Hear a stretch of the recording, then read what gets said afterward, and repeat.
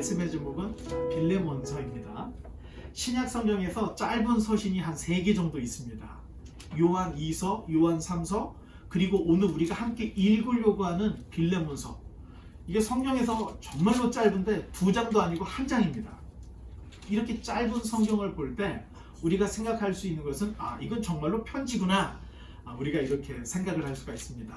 빌레몬서는 빌레몬에게 보내는 편지, 이런 뜻이 담겨져 있습니다. 사도 바울이 이 편지를 쓸 때 로마의 가택 연금 중에 이 편지를 쓴 것으로 보이고, 이 빌레몬서가 쓰여질 때 우리가 잘 아는 에베소서, 골로새서가 거의 같은 시기에 쓰여졌다, 이렇게 생각해 볼 수가 있습니다. 만약 그렇다면 빌레몬서는 AD 62년경에 기록이 됐다고 볼 수가 있습니다. 그렇다면 저와 여러분은 지금으로부터 약 2000년 전에 기록된 지금 편지를 우리가 성경을 통해서 보고 있는 것입니다. 이 편지에 등장하는 인물들이 있는데, 이 편지를 받는 수신자 빌레몬이 있고, 또 그의 아내 아비야, 그리고 아들 아키포, 그리고 이 편지의 중심 인물인 오네시모라는 사람이 이름이 등장을 합니다.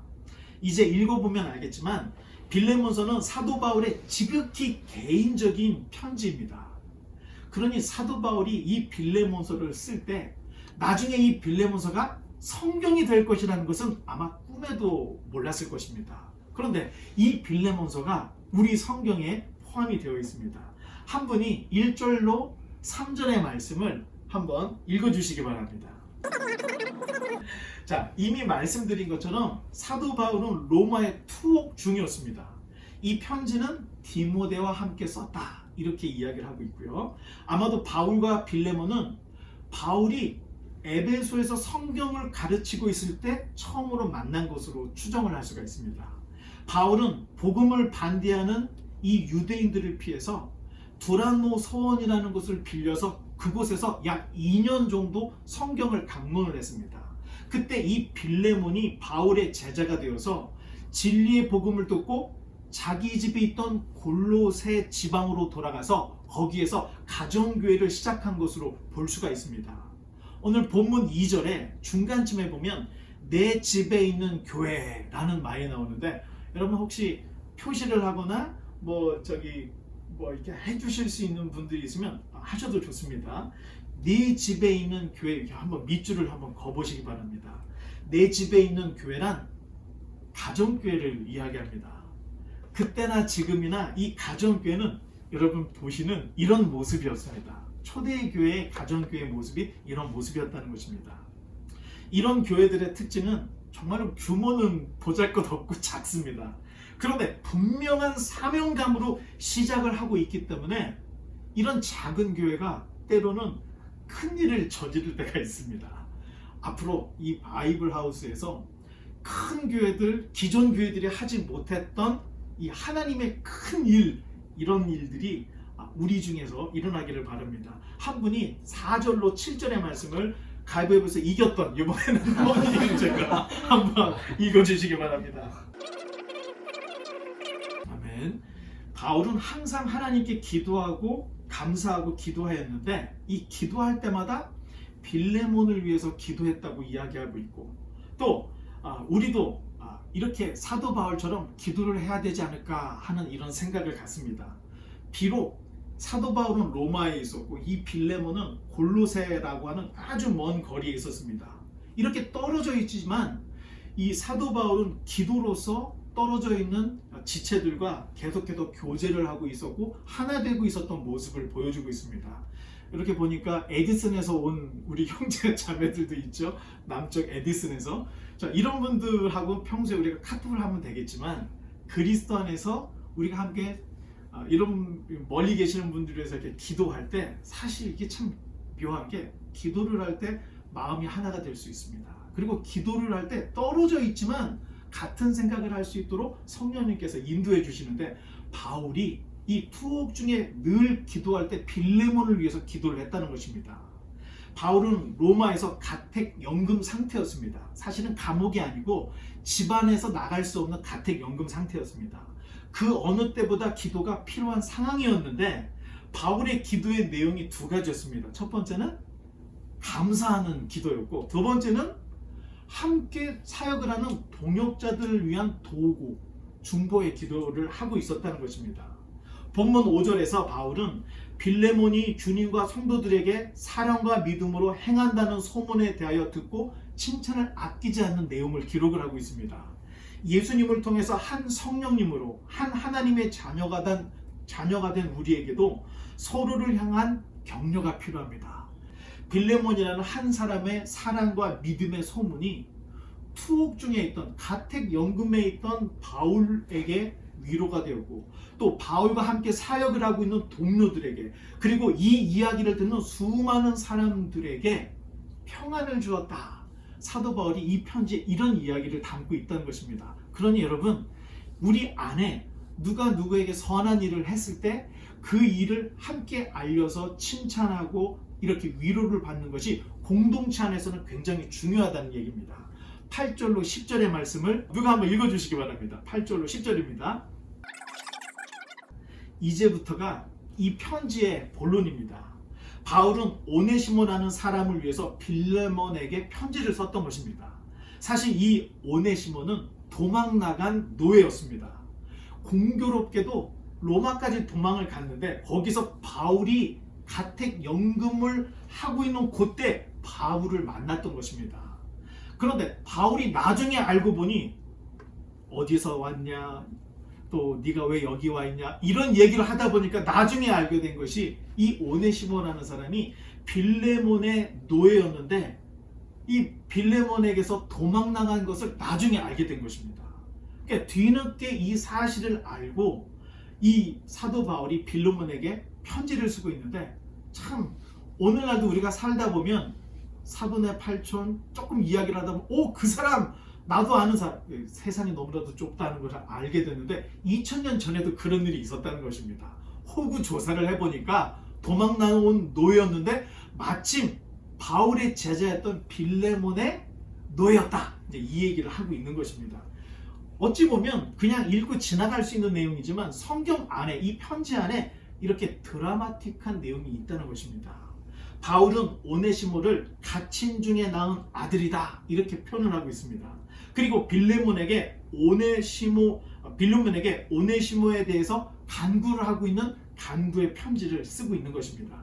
바울에게 있어서 빌레몬은 제자였습니다. 그러니 바울이 빌레몬에게 오네시모를 용서해주게 이렇게 명령할 수도 있었겠지만, 바울은 나이 많고 갇힌 자 된 나를 봐서라도 이 오네시모를 불쌍하게 생각하고 긍휼하게 여기었으면 좋겠습니다 라고 하는 이렇게 간청하는 내용을 사도 바울이 빌레몬에게 편지를 쓰고 있는 것입니다. 이제 11절로 14절을 한 번이 또 용기를 내서 읽어주시기 바랍니다. 아멘. 로마 시대 당시에 도망 나온 노예는 절대로 살려두지 않았습니다. 아무리 주인이 살려주고 싶어 해도 이웃들이 가만 놔두질 않았습니다. 한 노예가 탈출을 했다가 용서를 받으면 이탈하는 노예들을 걷잡을 수 없기 때문에 주인이 죽이지 않으면 그 옆에 있는 이웃이 심판을 하거나 죽였던 이런 모습들을 우리가 볼 수 있습니다.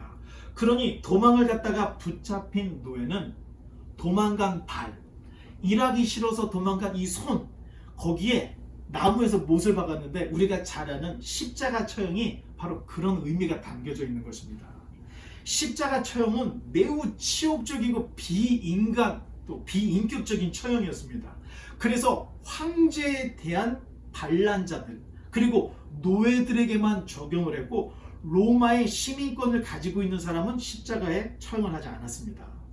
예수님께서도 황제에 대한 정치적 반역자로 기소가 되어서 십자가에 매달리셨는데, 그래서 십자가 위에 죄명을 딱 붙이기를 유대인의 왕이라고 이 정치적인 반역 행위로 십자가에 달렸다, 이거를 이야기를 하고 있는 것입니다.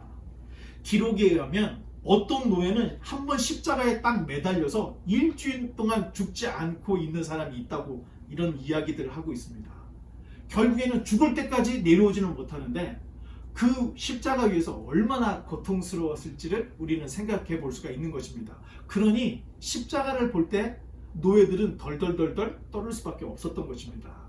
주목해서 보아야 할 것이 본문 12절에 바울이 오네시모를 내 신복이라고 부른 것입니다.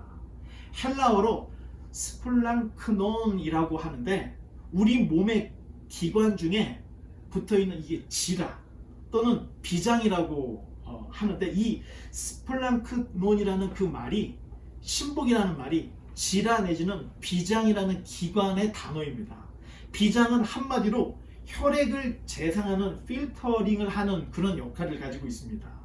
이 가택 연금 중에 있던 바울에게 있어서 오네시모는 바울의 피로를 풀어주는 혈액 필터와 같은 존재였습니다. 따라서 바울은 오네시모를 자기 곁에 두고 싶었지만 오네시모가 빌레몬에게서 도망 나온 노예라는 사실을 안 이상 먼저 빌레몬에게 알리고 빌레몬 자신이 판단해서 처리하게끔 하려고 이렇게 편지를 쓰고 있는 것입니다. 이제 좀 깁니다. 15절로 19절을 우리가 한번 같이 읽어보겠습니다. 15절로 19절입니다. 시작!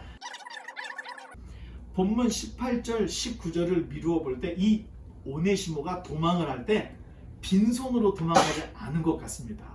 당시에 노예들은 주인의 재산을 관리했고 또 주인의 질병이나 또 주인의 건강을 치료해주는 주치의 노예였습니다. 또 어떤 노예는 주인의 자녀들을 가르치는 몽학선생이라는 말이 있는데 그것이 가정교사 이런 뜻인데 그때 당시에는 이 모든 일들을 다 노예들이 했던 것입니다. 자, 이런 것들로 미루어 볼 때 아마도 오네시모는 빌레몬의 재산을 관리하던 노예였던 것이 아니었을까 이렇게 생각을 합니다. 자, 머리가 좋았다고 생각을 할 수가 있는데 사실 오네시모가 골로새에서 로마까지 도망을 했다는 것은 보통 노예들이 할 수 있는 일이 아닙니다. 곳곳에 검문소가 있고 곳곳에 병용이 있기 때문에 이것을 피해서 로마까지 배를 타고 갔다 할 정도면은 이 오네시모도 보통 사람이 아니었다는 것입니다. 그러니 바울은 빌레몬에게 오네시모로 인해서 혹시 손해본 것이 있으면 내가 대신 갚아줄게 이런 이야기를 하고 있는 것입니다. 하지만 오네시모도 바울 자신과 빌레몬이 믿는 그 예수 그리스도를 영접한 우리의 형제이니 오네시모를 다시 한번 생각해 달라고 하는 바울의 간청이 이 편지 곳곳에 묻어 있는 것을 볼 수가 있습니다. 이제 20절로 22절 세 절인데 누가 한 분이 또 한번 읽어주시기 바랍니다. 아멘. 사도 바울은 빌레몬이 이 편지대로 분명히 순종할 것을 믿고 확신하고 이 편지를 쓰고 있습니다. 그러면서 22절에 말하기를 나를 위하여 숙소를 마련하다라는 말을 하고 있는데 바울이 한 2년 정도 로마에 가택 연금을 되어 있었는데 한 2년 정도 지나면 보통 다 이 감옥에서 나간다는 것을 바울도 알고 있었습니다. 이 편지를 쓸 때 이 편지가 빌레몬에게까지 갈 쯤 되면 자기가 출소할 것이라는 것을 어느 정도는 짐작을 하고 있었기 때문에 오늘 본문에서 내가 가면 네 집에 갈 것이니 숙소를 마련해달라 이런 얘기를 하고 있는 것입니다. 바울은 당시 기독교의 정체성을 세운 위대한 스승이었습니다. 그런데 그 대스승을 모실 수 있는 기회라는 것은 제자들에게 있어서 가장 큰 영광 중에 하나였던 것입니다. 그러한 이유에서 빌레몬은 오네시모를 함부로 다룰 수가 없는 이유가 있습니다. 이미 바울이 이렇게 빌레몬서라고 하는 간청의 편지를 썼던 것이고 이제 바울이 직접 내가 갈 것이라고 이야기를 하니 이 오네시모가 빌레몬에게 갔을 때 처형당하지 않도록 분명히 빌레몬은 어떻게 해서든 이 오네시모를 지킬 거다 하는 내용들을 우리 이 편지를 통해서 알 수가 있는 것입니다. 이제 마지막 23절로 25절을 우리가 한번 그냥 같이 편안하게 한번 읽어보겠습니다. 시작! 에바브라는 당시의 골로새 교회의 사역자였습니다. 또 나열하고 있는 마가, 아리스타고, 데마, 누가는 빌레몬과 같은 바울의 제자들입니다. 그런데 자세히 보면 바울은 너희들은 내 제자다 이렇게 말하지 않고 나의 동역자라고 부르고 있습니다. 우리 바이블 하우스의 멤버들은 다 저의 동역자입니다. 제가 여러분보다 조금 먼저 신학 공부를 해서 이 앞에서 여러분들에게 가르치고 있는 것이지, 저와 여러분은 한 하나님, 한 예수님, 한 성령 안에서 한 지체이고 한 공동체라는 것을 여러분 잊지 말아 주시기 바랍니다. 저도 이 바이블 하우스의 모든 형제 자매 성도들은 저의 제자가 아닌 저의 동역자다. 제가 이 바이블 하우스를 그만두는 그날까지, 또 제가 제 후임으로 다른 사람이 와서 사역을 하는 그때까지 저는 이 마음을 잊지 않으려고 합니다. 이제 말씀의 결론을 맺겠습니다.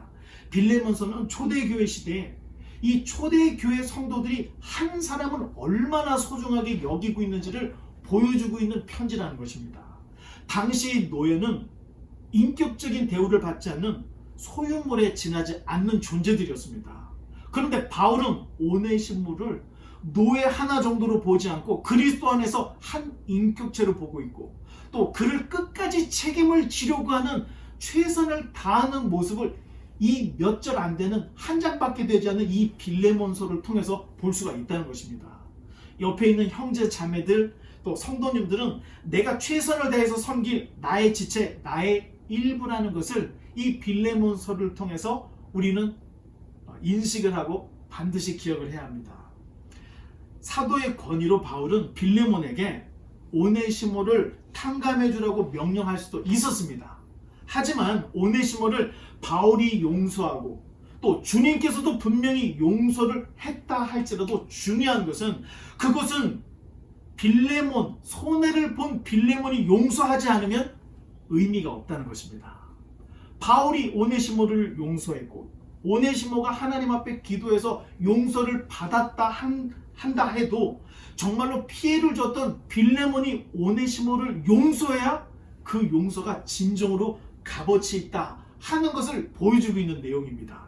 따라서 바울은 이 편지를 오네시모 더데오라는 사람이 있습니다. 더데오에게 이 편지를 줘서 같이 보내는데, 어쩌면 오네시모는 빌레몬 집에 가기도 전에 동네 사람들에게 맞아 죽을 수도 있었을 겁니다.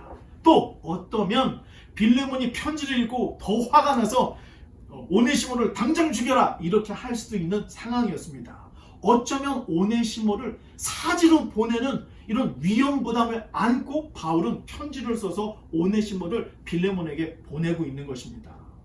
여러분, 오네시모는 과연 어떻게 되었을까요? 속으로 대답해 보시고, 내가 만약 빌레몬이라면 이 오네시모를 어떻게 할까? 이 노예가 내 돈까지 훔쳐서 도망을 갔습니다. 그리고 나의 스승이었던 바울에까지 갔고 그가 돌아왔는데 바울의 편지를 들고 왔던 것입니다. 여러분이 빌레몬이라면 이 오네시모를 어떻게 하겠습니까? 참 재미있는 것은 교회사적으로 내려오는 문헌 중에 베드로와 요한의 제자였던 안디옥의 이그나티우스라는 교부가 있습니다. 그런데 이 교부가 썼던 글 중에 에베소 교회 감독 오네시모가 라는 문구가 있다는 것입니다. 만약 이그나티우스가 썼던 그 문서에 오네시모가 오늘 빌레몬서에서 나오는 오네시모와 똑같은 인물이라고 한다면 오네시모는 에베소 교회의 감독이 된 것입니다. 에베소 교회는 소아시아의 7교회를 대표하는, 정말로 대표하는 교회가 바로 에베소 교회였는데, 이 에베소 교회에 사도 바울이 사역을 했고 디모데가 사역을 했고 우리가 잘 아는 사도 요한이 이 에베소 교회에서 사역을 했던 정말로 중심의 교회였습니다. 그런데 이 오네시모가 살아남아서 이 에베소의 감독이 되었다는 것은 사도 바울의 꿈이 이루어졌다는 것입니다. 한낱 노예였던 오네시모가 당시 소아시아를 대표하는 교회, 에베소 교회의 감독이 되었다는 것은 사도 바울의 꿈이 이루어진 것이고, 가장 낮은 곳에 있었던 자를 끌어올려서 하나님의 백성, 하나님의 교회 리더로 세우기를 원하는 하나님의 뜻이 이루어진 역사가 이 빌레몬이라는 이 작고 짧은 하나의 편지를 통해서 우리에게 교훈을 주고 있다는 것입니다. 한 사람의 변화는 성령님의 사역입니다. 더군다나 한 사람을 변화시키는 이 놀라운 일은 교회의 사역이라는 것입니다. 한 사람이 변화해서 온전하가 되고 그 한 사람이 그리스도의 백성이 되어서 거듭나는 역사가 일어나는 것, 이것이 교회의 영광이라는 것입니다. 이것을 위해서 섬기는 것이고 이것을 위해서 열심히 봉사를 해서 한 사람을 그리스도인으로 만들고 한 사람을 리더로 세우는 것, 저는 소망합니다. 지금 여기에 앉아있는 우리 형제 자매들이 정말 가면 갈수록 어두워지고 가면 갈수록 시끄러워지는 이 세상, 가면 갈수록 예수님 믿기 어려운 이 시대에 여기 앉아있는 우리 형제 자매들이 정말로 나중에는 우리 형제 자매들이 기독교를 움직일 수 있는 위대한 리더, 미국을 움직일 수 있는 위대한 리더들로 잘 자라나서 정말로 이 바이블 하우스라고 하는 이 작은 이 골방 같은 곳에서 시작됐던 이 모임 속에서 정말로 위대한 기독교의 리더들이 배출될 수 있는 주님의 뜻이 이루어질 수 있는 놀라운 사역들이 우리 가운데에서 일어나기를 간절히 바랍니다. 이 시간에 함께 기도하며 우리가 나아가기를 원합니다.